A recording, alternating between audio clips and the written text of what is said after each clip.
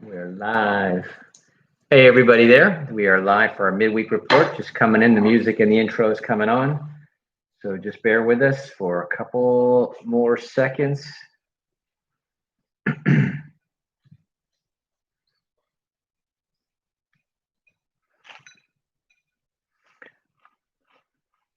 Come on there. Can't believe it's already Wednesday.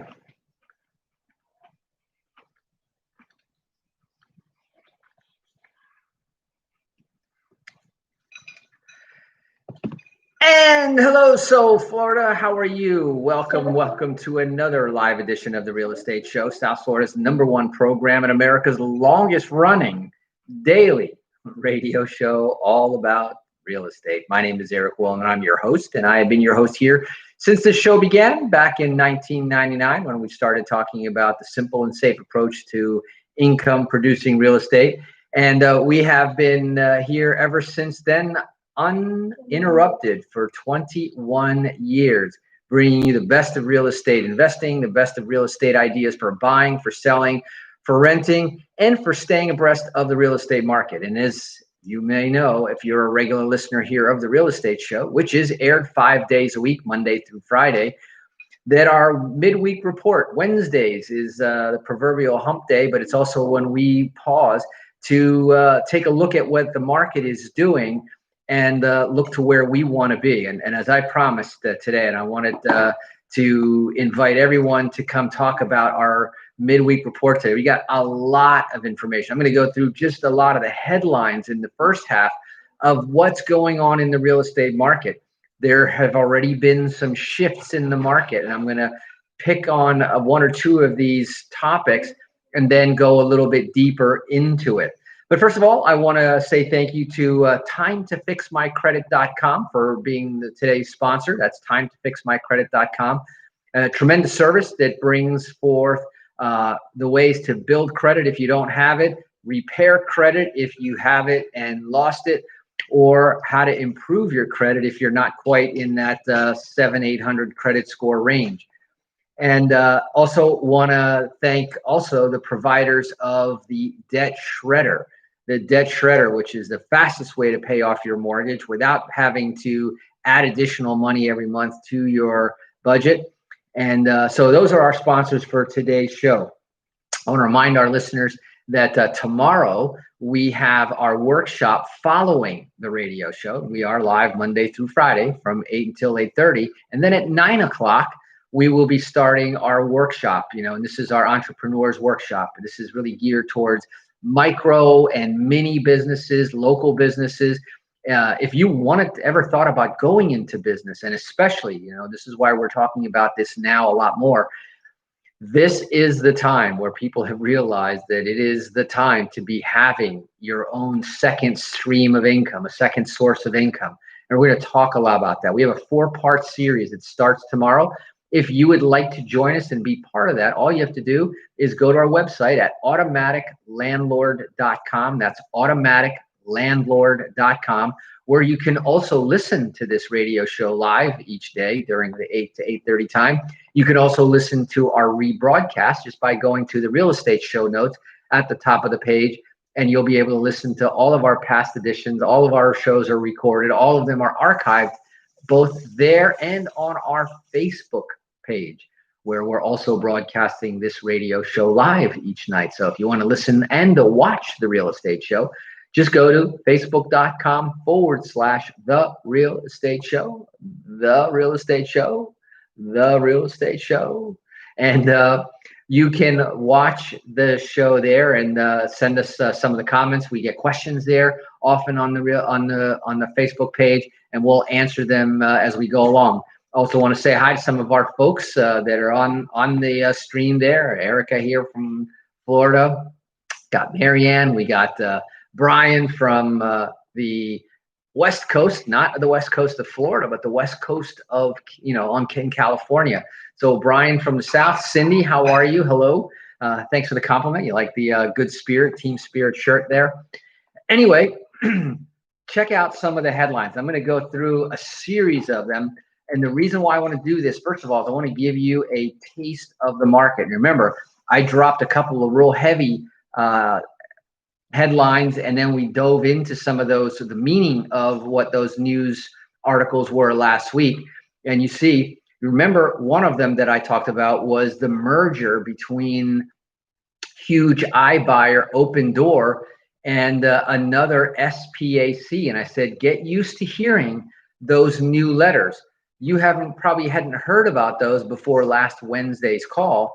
And here we are 1 week later, United Wholesale Mortgage and Gores Holdings on deal to go public via SPAC, Special Property Acquisition Companies.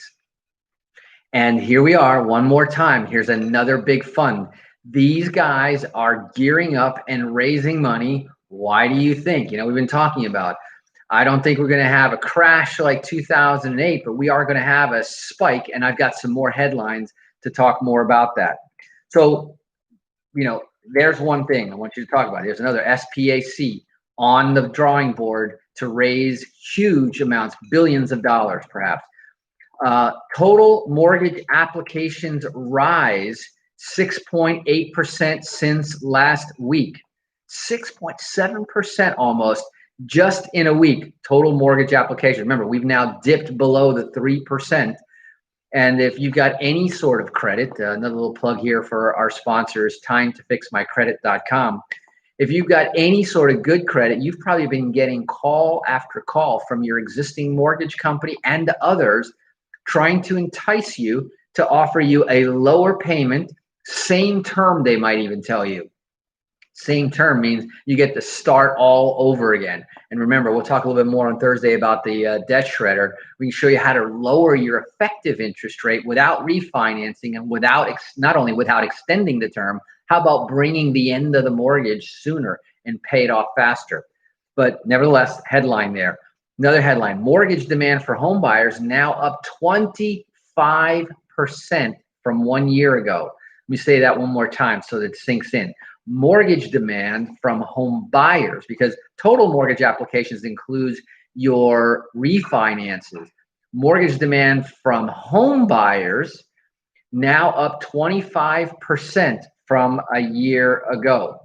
And if that isn't strong enough information and giving you an idea about the underpinnings of the market, existing home sales hit 6 million for the first time since 2006, which was, by the way, the height of the market before we had the big economic crisis, which resulted in the real estate bubble and the real estate crash in 2007 and 2008.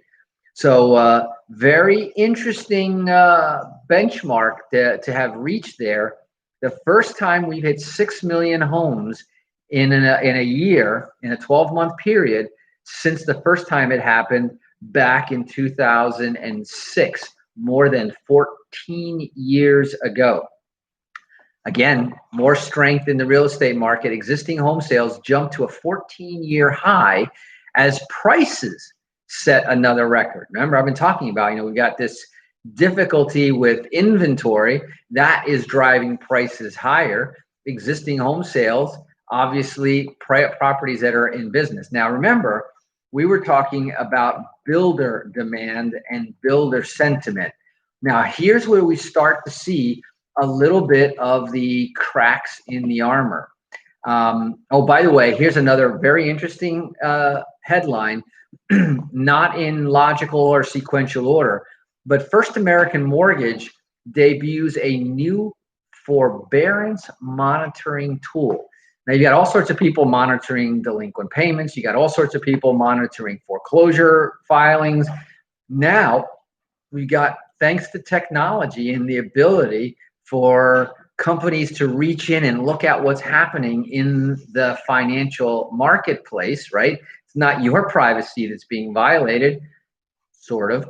It's the mortgage companies releasing the information. So remember that little comment by the government saying when they came out with the CARES Act, saying that every American could have a 3-month forbearance that would not affect your credit. In other words, the mortgage companies couldn't report it to the credit agencies. But guess what? They can report it to anybody else. And so now you've got a company that is now monitoring forbearance. And for our investors and our clients, this is a whole other conversation. This is a bit of inside information that heretofore was not even available before. So this is a major headline that I just shared with you. And I just wanted to, I had that in my queue there. It's not in the order of the other stuff. Now, the other thing that I wanted to talk about, but probably now in a related topic, 1 million mortgage borrowers fall through the COVID-19 safety net. Now, get this. Now, the headline, I had to read it a couple of times for me to really understand where they were going.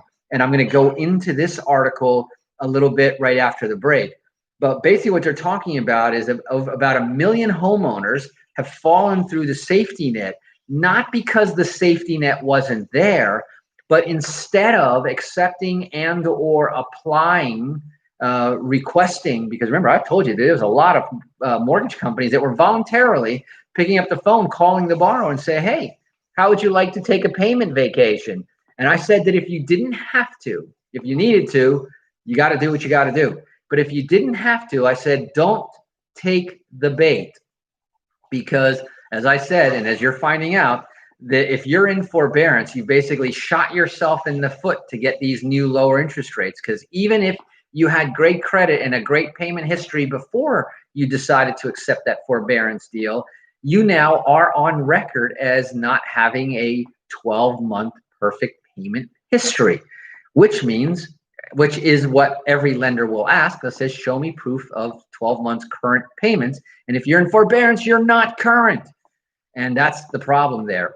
So 1 million people, now this is the issue. Remember, there's about 5 million people who went into quote unquote forbearance.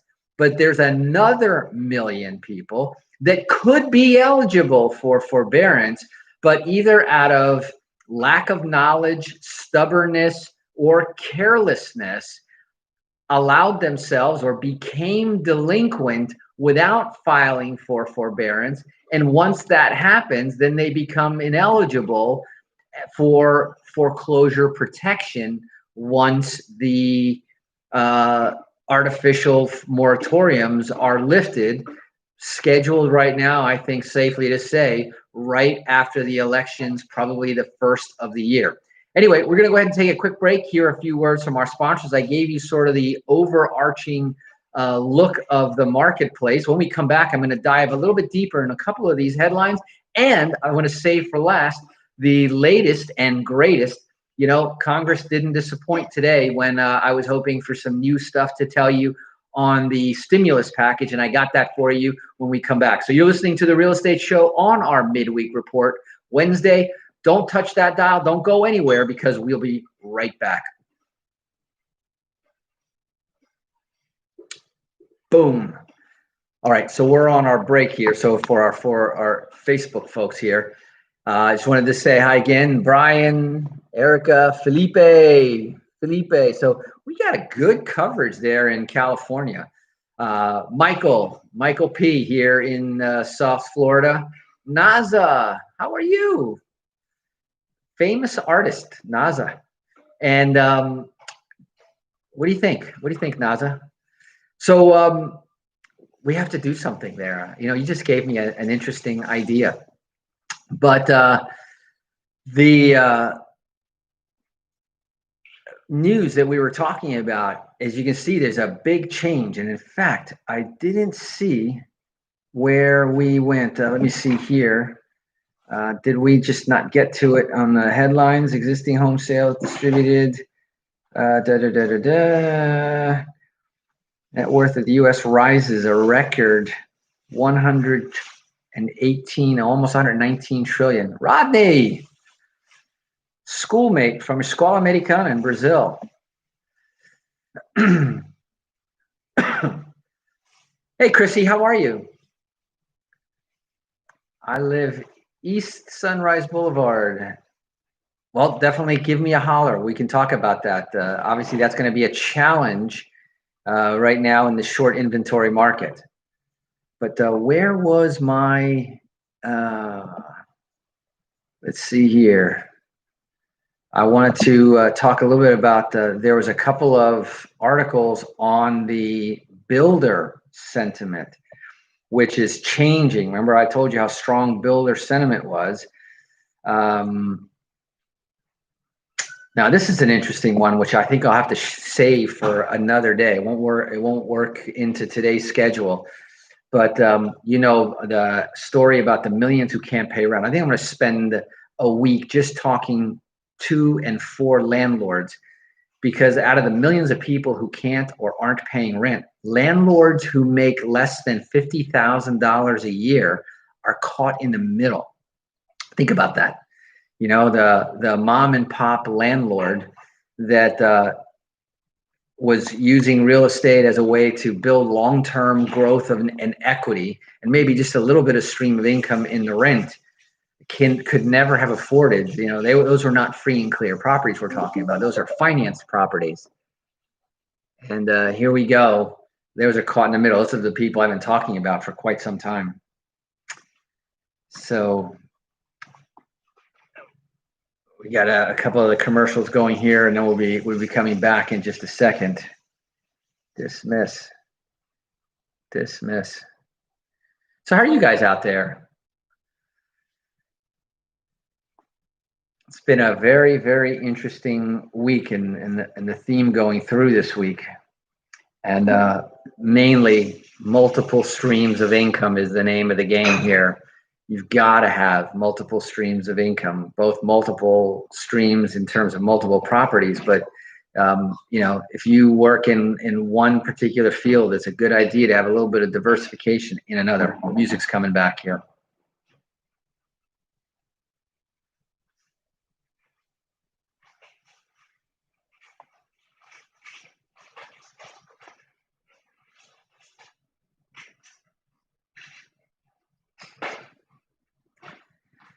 And welcome back. For those of you just joining us, you are listening to The Real Estate Show, South Florida's #1 program about real estate, America's longest running daily radio show about real estate.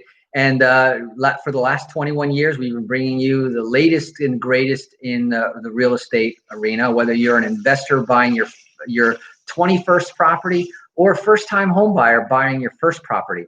In fact, I'm going to give you a little bit of a sneak preview. We've got like a list. Every week we kind of focus in a different area. This week we've been talking about multiple streams of income and how the micro or mini business owner. For those of you who've never read, you know, yesterday I gave out a really good book, The E-Myth, to read by Michael Gerber. A tremendous book that gives you an idea about why, you know, being an entrepreneur and having your own business is important. Another great book that drives this point home. If you've already read the Rich Dad, Poor Dad book by Robert Kiyosaki, it's a great book to give you a whole new concept and looking at properties and real estate and assets and how to build wealth. And it's a real interesting story about, you know, he tells a story, you know, as a story, the difference between his academically trained father, who was poor, and his entrepreneur father, who's really not his blood father, but someone who took him under his wing, who didn't have the same level of education as an educated father, but had a lot smarter street smarts. And because he understood how money works, he was the rich dad. And so the sequence to that book, so if you've read Rich Dad, Poor Dad, you have to read the cash flow quadrants. And in the cash flow quadrants, they talk about there's 4 different real ways of earning income. One is being an employee. And that's where a lot of people are. Most people are employed by someone, and they are the employees. And they have no flexibility. They have the worst tax advantages or structure. They are hit the hardest with taxes. Then a little bit better is another quadrant, which is a self-employment, which in some cases is sort of owning your own job, but it's linear income. Both the employer and I should say the employee and the employer both are trading dollars for time, for hours for dollars. And so at some point in time, when you realize your maximum earning potential, maybe you make $100 an hour. Well, now you've maxed your dollars per hour. Well, there's also a finite number of hours that you can work. So you're automatically capped. Now, the third better quadrant to move into, and now you're talking about in his quadrant, the right side of the quadrant is to have a business. Now, a business, being in business for yourself is not the same as having a business. A business is a system that generates money that you could technically walk away from, and the system will continue to generate a business. It's the difference, for example, of becoming a real estate agent, self-employed, versus being a real estate broker that has many agents that work for him. If the broker goes on vacation, the other agents are still working and generating business, while the broker could be on, a month-long vacation, and assuming that the office is managed, that still grows. But the best source of income is not yet the business, but you've got to get to the business, and you've got to create a B to fund your I, which is the fourth quadrant. And we'll talk in a lot more detail in our workshop on Thursday about the transitioning of those quadrants. But the I is investments. And now you're talking about passive income coming from assets that you own, not the work that you do. So when you get to that point, it's not dollars for hours. You see, that is geometric income, not linear income. So that is maximum, scalable income on the right side of the quadrant, whereas you have limited income, limited linear income on the right side. Anyway, back to our headlines, and there's a couple more. I'll give you a little bit of a sneak preview into some of the things that we're going to talk about next week. Here's a headline, which I won't get into the body of it, but it's going to dovetail very nicely. We're going to talk next week a lot from the landlords, because that's one of the micro businesses out there. And here's a headline from Personal Finance magazine: millions can't pay rent. Landlords making less than $50,000 a year are now caught in the middle. So here you are, all these mom and pop landlords out there that have invested, done wisely, saved up their money, and bought a piece of real estate. They probably financed that real estate, so there's a mortgage. The tenants aren't paying rent, and that now they're going to be forced either into forbearance, but they're not going to make it. And then if the banks bring down the hammer on the mortgage side, but the tenants are still able to forego making the payments, that's where these landlords get caught. And we're going to talk a lot about that, what you can do if that's one of you. You'll definitely want to tune in to next week's edition of the Real Estate Show throughout the week. Anyway, I wanted to go back over. I talked to you about the forbearance monitoring tool that's going on out there. So those of you out there that think that there's no ramification, it's a free ride. This is why I told you, if you could make the payment, make the payment. If you can't make the payment, forbearance is for you. But register your forbearance, because, as I mentioned before, you have the issue of the safety net. Now, I want to take the last few minutes here. We've covered a lot of these topics, and I told you that there is a lot of strength still being reported in numbers. Now, remember, those numbers are about 4 weeks behind. So what I'm looking at now is a change in sentiment from builders. New permits and constructions are now starting to pull back. And remember what I said, I want to watch the builder sentiment, because they're looking out about a year ahead, because that's how long it takes to get their product to the market. So let me stop for a second and switch gears completely and talk about the second stimulus check, the ever elusive second stimulus check. Well, I have been watching a quiet little group, which is now becoming a little bit less quiet. There's a second stimulus check proposal out there. The president is now rattling his sword on a second stimulus check. Basically, people need to get off the fence and get off their duffs.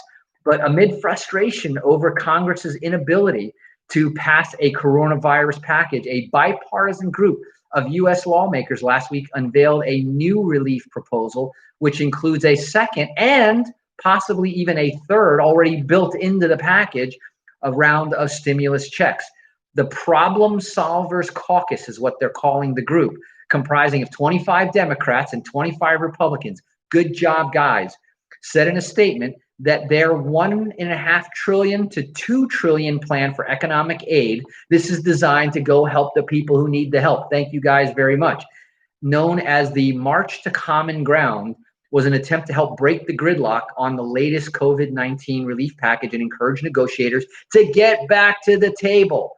So they were able to come together. They put together a proposal. And unfortunately, the Democrats and the Congress said right off the bat that that's not enough. They want their big, giant, overinflated package to come in there, which has a lot of pork and a lot of self-interest groups. I'm saying, come back, talk to these guys. We're making progress, and I think something is on the horizon. This is good sign. Got the president now getting impatient, wanting to help the people out there as well. So this is something to watch. Stay tuned. We'll bring you updates as the week progresses. But in the meantime, remember, tomorrow is our ATM edition of the Real Estate Show. We'll talk about the financial status of real estate, some financial tips for you, and some financial ideas. And then don't forget, if you want to get information about our workshop tomorrow night, all you have to do is go to automaticlandlord.com. That's automaticlandlord.com. Just type in Thursday workshop, and I will send you all the information. Let's just type in the comments there. Anyway, that's it for today. We're out. It's time for us to go. We'll be back again, same place, same time. Wherever you're watching or listening to us, we'll see you there tomorrow in 23 more hours. Thanks again. This is Eric Willner signing off. Drive safe. Wash those hands. Make it a great day. And God bless America. America first. All right. Thank you. Good night there on our YouTube channel.